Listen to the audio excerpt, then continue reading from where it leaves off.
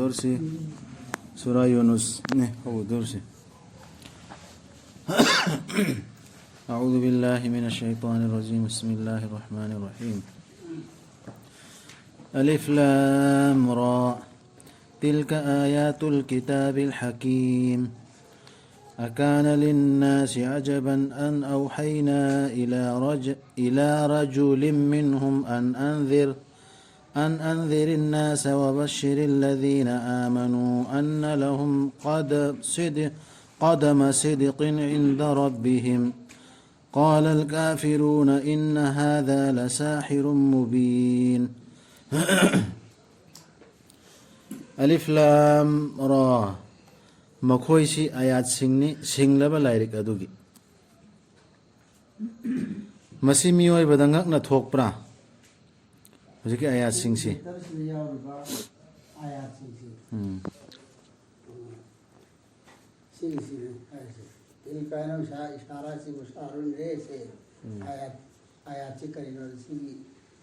Surah Yunus haiba surah chapter se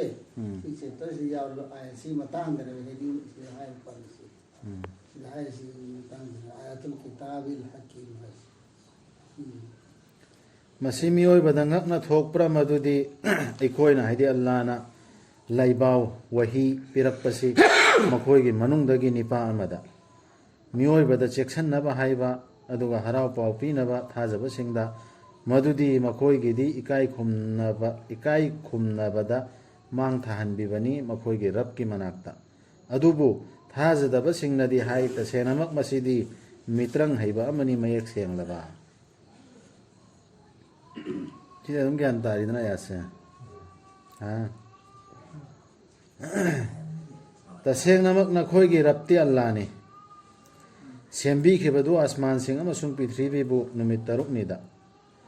adugi tungda lengsin bi khibadu phambal da arsta mafam khodingmak wafam khodingmak sillang bi duna magi khusem singi hai jachachaba ngamba kanasu leitabani magi ayaba yaudana allagi ayaba yaudana hai jachachaba kanamsu ngammoyaba maduni na khoigi rab allah di shafihi nawni shafi shafaat tawa haidu shafaat hai jachachaba na halido shafaat haiduna kan lona shafaat ma min shafiin shafaat karne wala kanam ho leiteba kanam ho leiteba min shafi'in any shafi illa min ba'di izni magi ayaba yaudana magi hukum natana maduni na khoi girab allah di aduna latlo mabu adu oirabadi na khoi bu khantararoidra sigi ayat anyum sriyam phajana khanthawe aba point pautak lobo yaba yawre allah khakta latkadami allah khakta na haiba ingadami haibagi hamda tharakhriba ayat singsi sigi heading sigi matang da hairedna larik adu dagini asingba yam singba larik adu dagi amana makha da haire sigi posimioi bana khoina ngakpra sumaina wahila inipa madana khoi marakte mi amada singakpra mana harau pau pire ba cheksin na ba hairiba adu si posingakpra ba ngakuno ba ha ngakningai natte ba kargi ngakngai natte ahum suba ya tre eng thaba horo taseng namak nakhoi gi rapti allah ne si dalil ni pire isi reference ni ngakta na bagi aidi allah khakta la na bagi asman su sembi ke banu mitaruk ni da adraga adui matung da phambal da arsta lengsin bi ke ba wafam khuding mak sillang bi duna loina chapchana sillang bi duna adugi mapu do adugi duna thara iba yasin hoi ngakpra adra hai je chachap kanam ta yar roi magi ayaba mai hukum yaudana adugi matungda aduni na khoi gi allah di aduna ma khakta la lo hairsi hanjin yaubuni ayatsi adu aikhoi si hoju murti ama to pala la leibra ba leite dana adu sum hanjin aikhoi da hair isi khan thagadami aikhoi na atoppa gi order yanjinari bra lat pas ningthawom na sila iba plan kanun sema ido adugi potu da aikhoi atoppa kanun nam aikhoi marakta yaujil libra adune balat pa ma khakta lat kadam hersi mari suba ya sem kengse mangon dani hadi allah dani na khoi pum namaki hanfam अल्लाहगी वादादी अचुम्बनी तसेंगनमक माना हौदोकपिबनी लैसेम नुंगसेमबा हाइबदु आई नाता हलकदो मेवा सी वादाने बा इना सी वादा सी असेंग वादाने उसको बनते बा नकोने तौनल वादा दु बनते बा वसकने वाला अचुम्बनी तसेंगनमक चिंगनरो नो मा मानता हलो या खलु नो तसेंगनमक माना हौदोकपिबनी लैसेम नुंगसेमबा हाइबदु अदुदगी मदु अदुगे अमक्का सेमदोकपसी अदु सी मतांगसिदा माय वादानी माय वादा से असेंगने हाइरेदना या असेंगने हारदी सी अमक्का सेमदोगा नखोय पुरमा आइगे नाता मक हलकदौरी मी हाइसे सिगी दलील ने बस पीसी इन्नहु यमान हान सेम की नतरसी महापाद लैसेम नुंगसेमबा हाइबदु अदुदगी मदु अमुकसु हन्ना तौबीबनी अल्लाहना माना बिबिनबा थाजबसिंग अमसुंग अफबा थबकसिंग तौजबसिंगदा अचुम्बा वयलगा लोइनना अदुबु थाजदबसिंगदी मखोयगिदी असौबा इसिंग अमसुंग चैना लैरबा दंदीनी मखोयना याखिदबा अदुगी सिदा याखिदबा मीसे मेसेज यौरा मतुंगदा यादबसे हंजिन हंजिन दुम हाइरे हा ममांगदा सुंगरांग सुरा तौबादा यावखरे अदु सिक्सिदा आयासिदा खनथबा याबा पौताग या मरु ओइबि यावरी थाजदबा जुम हल्लिसे थाजदबसे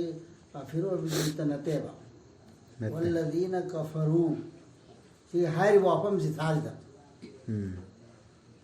हाय वाहु यालिंग दना इनकार तो कुफर से इनकार तो उसी यावरी दना लुसिन उसी यावरी दना सी वासे थाज दन ले मी दुआ जाय बने काफिर व जाय والذين كفروا थाज दबे से मैंने हली दना जा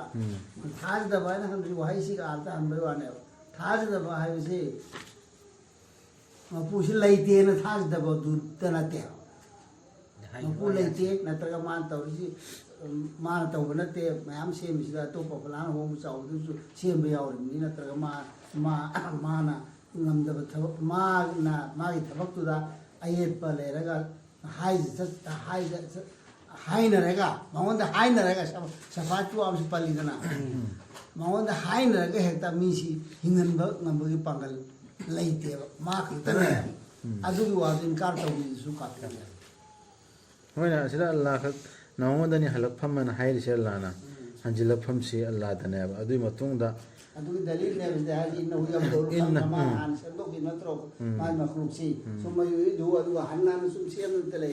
लोय बन से बे थबक से है तो अमका हलल हन्ना से म दौर में है से है यु दु अर्थ सी अमका हन्ना से मकनी है हल से है मान से मका दौर बा है ना अमका हन्ना से अमा हन्ना से मक पदरसु से मका दौर दु माने बा माने ने अदु न तर हन्ना से मन हाली दु दा हन्ना से मा से है से अमक से रो से बोलते नो नो से हम से दुई ना दिन नो दिए बोल अदु न मा खक्ता लाट कदाबा आयात मंगा सुबसी माना नि नुमितपु थांगमै अमा ओइना अमसुंग थापुना मंगाल अमा ओइना सेम्बिखिबदु अमसुंग मसिगी नोंग नोंगमगी होंगबा सकलोन लेपिखिबदु नखोइना खंगजनबा चाही मसिंग अमसुंग मतमगी हिसाब सेम्बिखिबा नत्ते अल्लाहना मसि अचुम्बा अमा याउदना अल्लाहना असुमना सुगाइना संदोपिबनी मागी आयासिंगबु अखंगबा मिसिंगदा साइंस तंबा लाइक तंबा अखंगबा नैनबा खंथबा आयासिरा मुन्ना खंथबा मिसिंगदने यामना सेंगना ताकपिरे आयासि नुमिकी मतांगदा थागी मतांगदा से अल्लाहना सिल्लिमि सिल्लांगि मि हाइबसि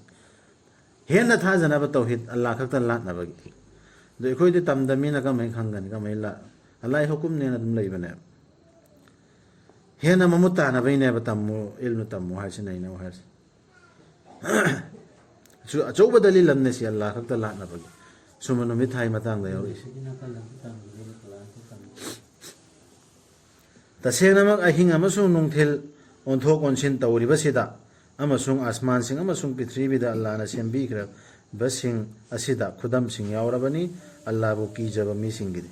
सिदा खन थाबदा सिदा नैनाबदा सिदा तंबदा फिजिक्स तंबदा साइंस तंबदा अचौबु खुदम यावरेबा ईमान की अल्लाह खक्ता लाटकदमी अल्लाह तना हाइबे इनगदा मा खक्तना नि हाइ सिदा इखोइदि म्याम यानसिनदना फलाना तुना हाइदरदि लौबनतेबा आयाथो फलाना ममरक्ता याउदरदि इसागी ब्रेनदा खंथबा तंबगी लौसिंग याम लाम लैरबे खोइ लै तसेंगनमक नोंगमदि अखोइगा हाइदि अल्लाहगा उनगनि हाइबगे आशा तौदबा तैबम पुंसीदा लुपचबा अमसुंग ꯃꯗꯨꯗ ꯁꯣꯏ ꯉꯥꯝꯗ꯭ꯔꯕꯗꯤ ꯍꯥꯏꯅ ꯐꯥꯎꯖꯕꯁꯤꯡ ꯉꯥꯝꯗ꯭ꯔꯕꯅꯤ ꯁꯣꯏ ꯉꯥꯝꯗ꯭ꯔꯕꯅꯤ ꯍꯥꯏꯅ ꯐꯥꯎꯖꯕꯁꯤꯡ ꯑꯃꯁꯨꯡ ꯌꯥꯗꯕ ꯍꯥꯏꯕ ꯁꯝꯅ ꯍꯥꯏꯔꯕ ꯑꯩꯈꯣꯏꯒꯤ ꯈꯨꯗꯝꯁꯤꯡꯕꯨ ꯊꯧꯁꯥꯗꯕꯁꯤꯡ ꯃꯈꯣꯏꯗꯨꯒꯤ ꯆꯪꯖꯐꯝꯗꯤ ꯃꯩꯗꯅꯤ ꯃꯈꯣꯏꯅ ꯇꯥꯟꯁꯤꯟꯖꯈꯤꯕ ꯑꯗꯨꯒꯤ ꯃꯔꯝꯅ ꯑꯈꯔ ꯍꯥꯏꯁꯤ ꯂꯥꯛꯀꯅꯤ ꯍꯥꯏꯔꯒ ꯃꯤꯁꯦ ꯑꯗꯨꯗꯨ ꯁꯣꯏꯗꯅ ꯇꯥꯅꯤ ꯁꯤꯒꯤꯁꯤꯗ ꯈꯟꯊꯗꯅ ꯑꯌꯥꯁꯤꯡꯁꯤꯗ ꯅꯩꯅꯗꯗꯅ ꯂꯥꯏꯔꯤꯛ ꯇꯝꯗꯗꯅ ꯃꯤꯅ ꯍꯥꯏꯔꯛꯄꯗꯨ ꯂꯧꯔꯒ ꯂꯩꯔꯅꯤ ꯑꯜꯂꯥꯍ ꯍꯨꯀꯨꯝꯅꯤ ꯁꯤꯊꯣꯛꯏ ꯄꯨꯝꯕꯁꯤ ꯑꯜꯂꯥꯍꯅ ꯇꯧꯔꯤꯃꯦꯅ ꯂꯩꯔꯅꯤ ꯃꯥꯅ ꯍꯥꯏꯗ꯭ꯔꯤꯐꯥꯎ ꯊꯥꯖꯔꯔꯣꯏ ꯑꯌꯥꯁꯤ ꯅꯩꯅꯔꯣꯏꯅ ꯂꯩꯔꯤꯕꯁꯤꯡꯗꯨ ꯊꯥꯖꯔꯣꯏ ꯌꯥꯔꯣꯏ ꯁꯤ ꯑꯩꯈꯣꯏꯅ ꯈꯟꯊꯕ ꯉꯝꯕꯟꯇꯦꯅ ꯂꯩꯊꯣꯛꯑ ꯂꯩꯅꯗ꯭ꯔꯅꯦ ꯀꯗꯥꯏꯗ ꯑꯩꯈꯣꯏꯅ ꯈꯪꯕꯟꯗꯦ ꯁꯤꯗꯤ ꯃꯥꯅ ꯍꯥꯏꯔꯛꯑꯒ ꯐꯂꯥꯅꯗꯨꯅ ꯑꯆꯧꯕꯗꯨꯅ ꯍꯥꯏꯔꯛꯑꯒ ꯑꯗꯨꯗ ꯆꯠꯀꯗꯝꯅꯦꯅ ꯅꯩꯅꯔꯣꯏꯅ ꯂꯩꯔꯤꯕꯗꯨ ꯂꯩꯊꯣꯛꯇꯅ ꯑꯌꯥꯁꯤꯗ ꯑꯗꯨꯏ ꯃꯤꯗꯨꯁꯨꯅꯤ ꯁꯤ kaya yaukramo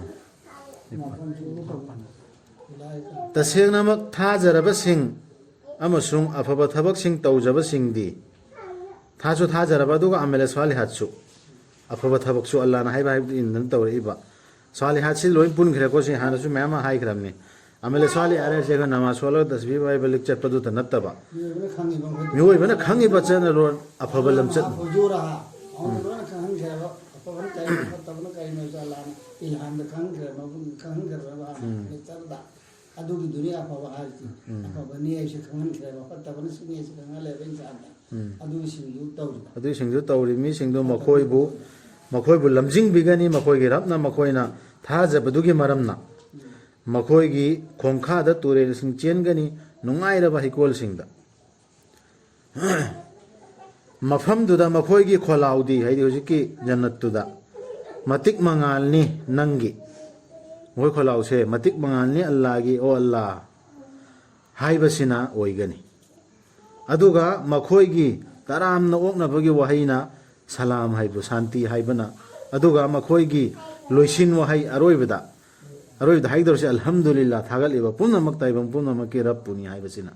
jannat haigada language aho baga mayai ga aroi baga Allah na haisi ahan bada haidor si natik nangal ni Allah gi ado Allah nangi neba adudagi mathang da haidor sina taram no na bagi wahi santi salam taw nabdu ado jannat tani ado losilak badana salam alhamdulillah haibdu karigumba Allah na miyoi bada thuna yauhan birak lam laba makoina singna duna kauriba fattabadu Allah na makoida afababu thuna yauhan birakpagum makoida piba matamdu loikhiram lagani tawgimasung aikhoiga aide Allah ga unagani haibage asa tawdaba singbu Allah na thadok thambani makoigi lamhen balichat aduda koichat chalhanduna mamit udana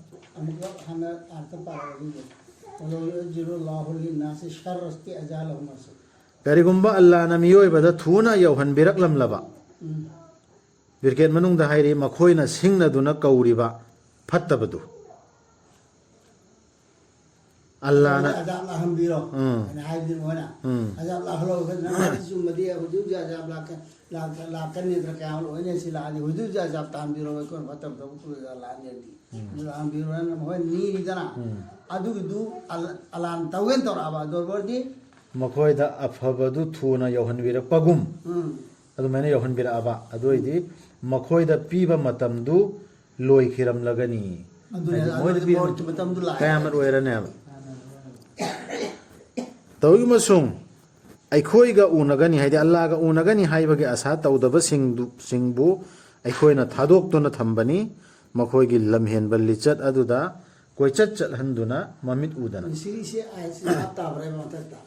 tai ai si laquji ilayhim ajaluhum jazane ba shartan amatan chudane makhoina hoji afab fattabani se masi makhoina hai badiman se masi sibu ainu pura amma ba dor am te ngoro matam du loira matam du adu matam da lakada buane ba hoji kaya masi matam akran olai hirne kaya maso natar azab pulakan hai su azab la putu matam am lai ba du matam da lakada makhoina ta hai re lakada mate adu du la am batal de makhoina am te ngoro ba fasla loi hirda me adu fasla loi du ngai ki bras lakhandadana mahoida matam phiri tu hoine lakhandadana mahoida matam phiri sisu hoidi Allah rahmatai bi Allah thadu ime dusu lam hen badro dum tham ne awaba tarabada miyoi bana Allah da kaujaragi hipna phamna natraga lepna sida mu'min musulman ta haide mi khudam ani hairi ko mi singsena awabe hang tabda ne mai mapudu kaudra ne maningi mapum kaubane phammaga oiro lepaga oiro hippaga oiro adubu Allah na lauthok piraba matamdadi mangondagi magi awabadu mana hanagi lichata hanjinki kimi velam jani Allah na haisi mana karigumba matamda mangonda takiba awabadu lauthok pinaba aikhoida haijakibadawna haijakidabadawna haidi kaimta kaukidaba haikidabdo adumaina hanjille asumna fazana uhanbani lamhenba singda makhoina tawjaribadu sigi se khoi yam fazaba pauta amsi yauri ai khoi isa se sigi mong sida sigi mong si changbra aingonda yaubra ti check tawdam wara pandan Allah ibo ana adregi nungai ba adu loi khrap kanda ne ana abdu ko khrap kanda ne kau thok pra si namaz thadok pra quran dei lap thok pra haibadu isa check tawdam me bisi ningonda palu no isa check tawdam me ji am lai ya asani maonda enta wana ta namasi check on ba sonra padana nisi muni sa lai ba adagi awaba ta awaba du ko khrap kanda na masai namaz rom du ka awab do ko khan badung dama nungai phange nungai dur harau go no kanu hai banate matam du da Allah ning sing bare bai chi hai biduni yek to goda manghan khrabani Allah na miron kaya nakhoi gi mangda makhoina lan na chatlaba matamda lakhibani makhoida makhoi gi rasul sing dalil sing ga loinana adubu makhoina thajau haiba yakidabani asumna Allah na sasti pi maral leiba mi singda kanadano pi grise nakhona naral leiba mi oradi zulum tawdi zalim oradi nakhon pangoyen khalu mai kanadano siraba dandi saza pi grisi rasulullah aba message joraba mi dani jadabagi message kola leiraba message khangaba maunda direct haira aba yora aba taraba rasul thengaraba adu akhangdane pi grisi sidana ikoina kanadano message azab lakane nirise RSS ta azab lakadawri azagi somang da hauda azab lakadawri abe koin taisi ikoin khandal leisi ada hana pi grifing chedadi message phang bagang budane pi gris hujina onariya ba azab lakam sese kon su pangandri oi lai ikoin ju phangandri adrai hujina azab lakadawri su onariya ba ikoi da la oi thuri som lakadawriya adugi ngai riya pangan ma khoi adugi tungda Allah na oi hanbani nakhoi bu mahut sil hobasing pithri thakta makhoi gi tungda aikhoi na yengnaba nakhoi di kamdau nakhoi di kamdawi haibedu nakhon kari amal tor pai yengnaba gi thi thaba matamda Allah gi hade aikhoi gi ayat sing makhoi da dalil sing oina huji yakidab kangu du gi makha ja tharji ko dalil sing oina hade Allah gi ayat sing du thi thaba matamda hai khibani nongmadi aikhoi ga unagani haibagi asa thamdaba singduna puraku aikhoida masina taba qur'an ama natraga masi semdoku hayo semdoku masi semdoku ba sina taba orderam puru natraga masi semdoku sumaina hayaba makhoida ba khumpiri gariana hayo aigi sakti da laite masi semdokpa aigi khusina aina tung inba natte aingonda khanghan birakpa du nattana atopa ama tasengamak aidi ki jai aina illudrabadi aigi rabna haibadu achauba numit amagi dandi yam phajaba potalo ngai oi ba ya ne siksi ego hujik quran gi aya nam hukum mamane ekoida ekoina hanjala misi baba haiba kanda kariya na hai hangai kon hedu hukum du heta pan bi ya khiroi nang bo falana mufti samna adugi hadis adugi sali nuzul yang kisanu rasul nagari hairi surata wada yaw khredana rasul aya bani bai mata ai khoi jo adu du rasul da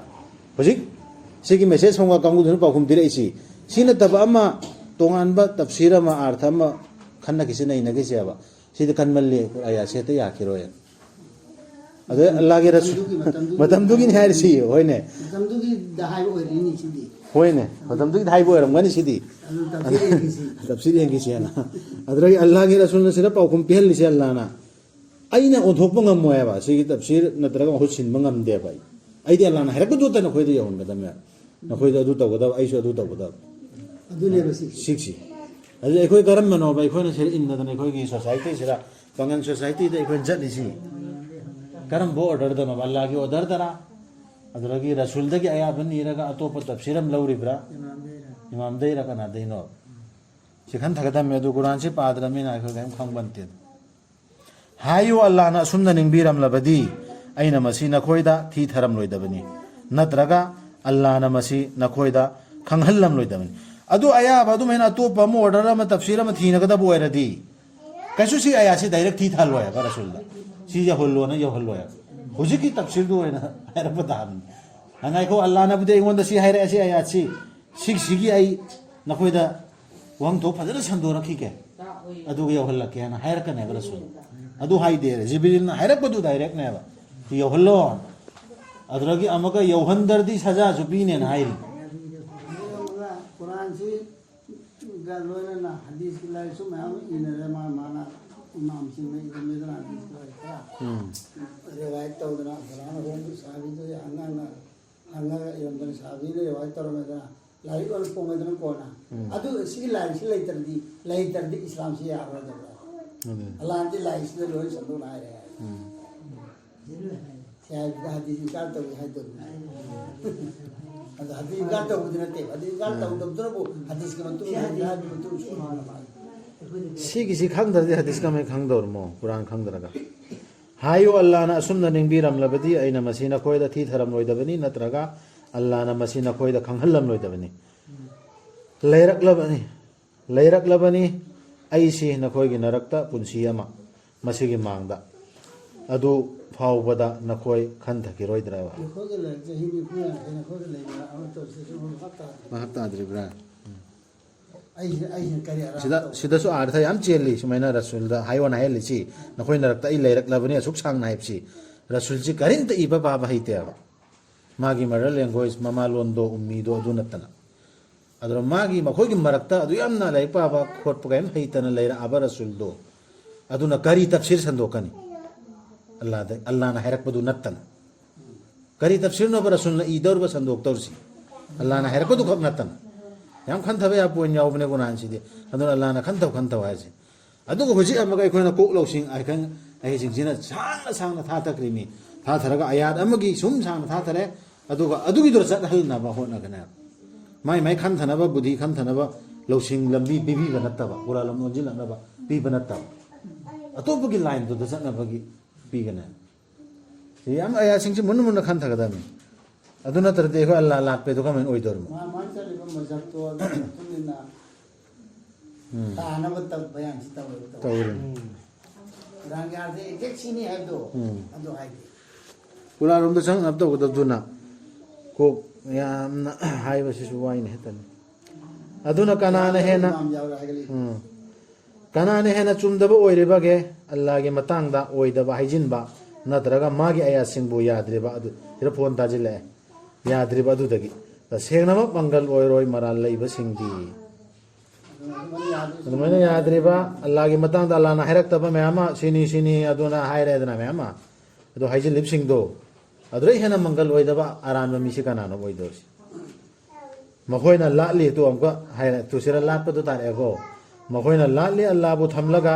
makhoi da mangan bu sungam da ba la lor se sai murti na te marak ta ikoi na sai pa agar si murti la lum na te ba hujiki order ilu bo kangbu semjin sajin ba me ama to pa hai bu kangbu makhoi na la li allah bu thamlaga makhoi da mangan bu sungam da ba na traga makhoi da kanan bu sungam da ba pot sing bu aduga makhoi na hai makhoi si ikoi gi whatsapp pina ba sing ni allah da tu ta na ba sira sine ba ikoi da lai si makhoi huji sandong na takpi di be takpi di kangbu se quran da changhan da ba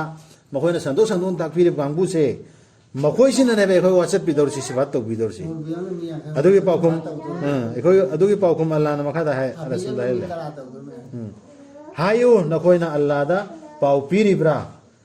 allah na khang da ba lai haina asman sing natraga prithvi da sathi dra sa sina dro allah na da ba lat pahar si matik mangalni magi wangkhrabani madi na khoi na maga loina haliba sing adu dagi sadakallah na je to sing si itu wadagi kai gena ikoi nasihat khara